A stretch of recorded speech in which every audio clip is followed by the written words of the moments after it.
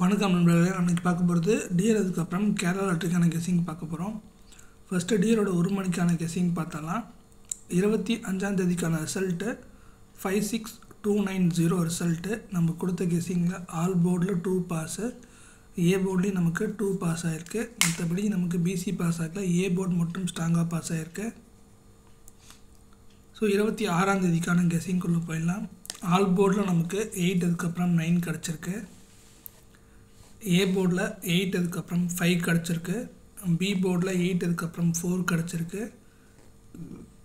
C போர்டில் 5, அதுக்கப்புறம் 4 கிடச்சிருக்கு.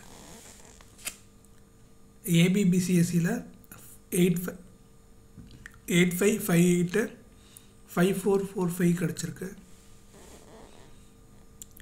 ஏபிசி போர்ட் பாக்ஸில் 485930 கிடச்சிருக்கு.